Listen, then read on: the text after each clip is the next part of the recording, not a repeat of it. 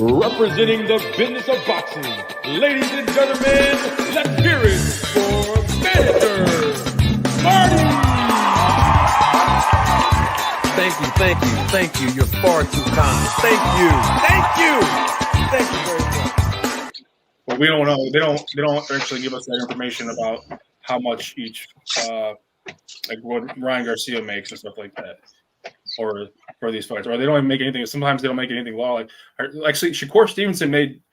I think he said he didn't make anything for his fight, but I was actually correct. Somebody else corrected me about that. They said that he made like a decent amount of money from that fight that he had with Edwin De Los Santos. So, he made a decent amount of money. Some of these boxers make a lot of money, but obviously Floyd made the most money out of every single boxer. Yeah. So the thing is this. It boils down to the language in the contract, Prime. So it's like this.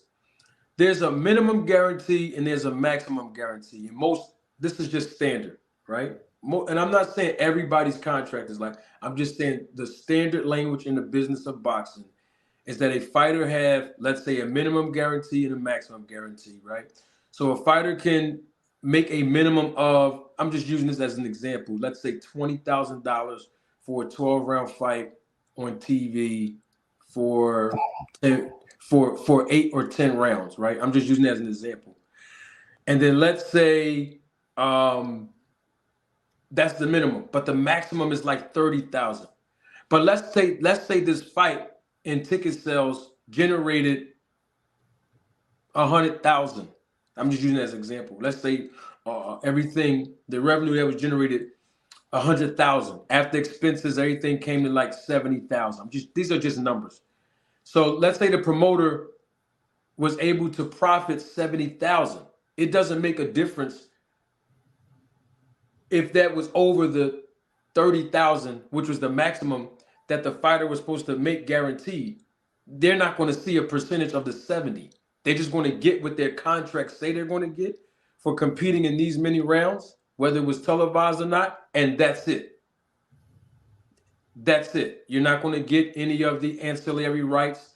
You're not going to get any of the closed circuit. You're not going to get, so I don't want to go through all of the streams of revenue for promotion, but what I'm basically saying is once you're locked into a guaranteed contract with the promoter, that's what you get.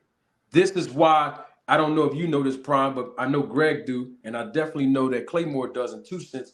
That's why when I started coming on YouTube, I was the only one criticizing the things that Terrence Crawford was saying in the beginning with regard to the business, because he didn't understand the business of boxing. And what I mean by that is he was locked into a contract. Do they sign with the promoters? Do they sign with the owners? I'm about to give it to you. So he was signed to a promoter in Bob Arum.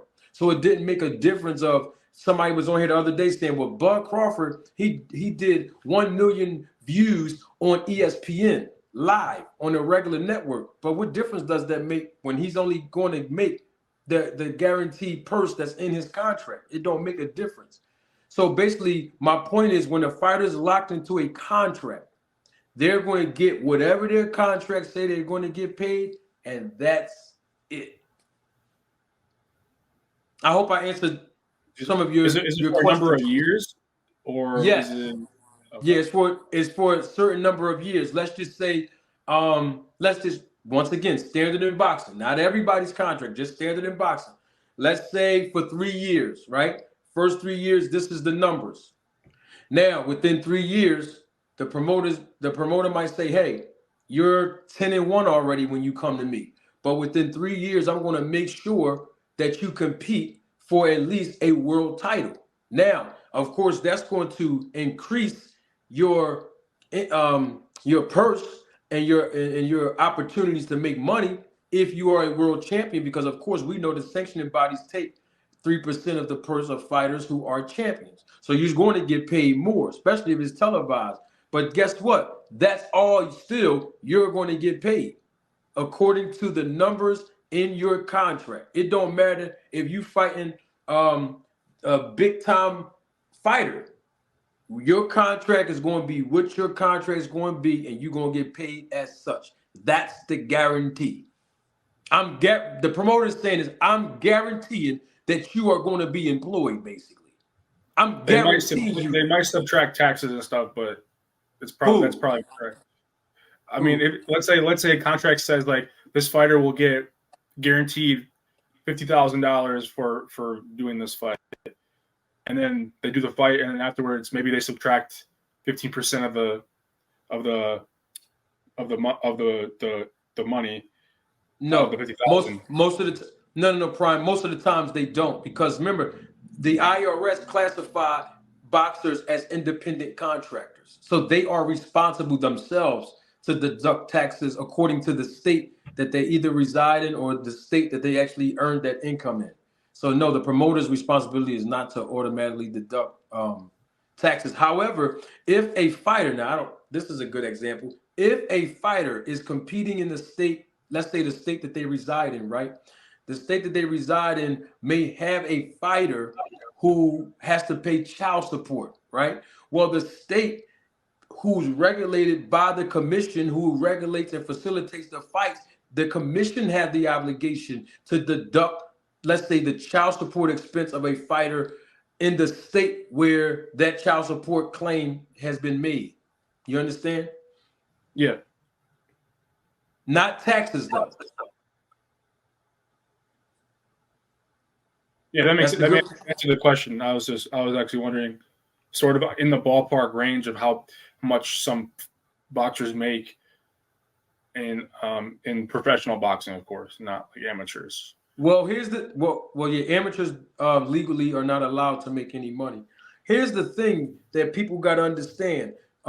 Let's say a fighter gets paid. I'm just using it as an example. Let's say a fighter gets paid $50,000, right? 10-round fight, ESPN on the undercard of a main event, 50,000. Well, the fighter has a manager. That's between 10 to 30 right there. The fighter has a trainer. That's 10 right there. Some trainers take 5, but that's between 5 and 10% right there. Might have a cut man or a cut woman. That's 5% right there. You know what I mean? That's just 3 expenses right off the bat. I didn't even bring up taxes yet. You know what I mean? I didn't even bring up, the fact that Terrence Crawford bought a gym for $100,000 when he got paid for one of his fights.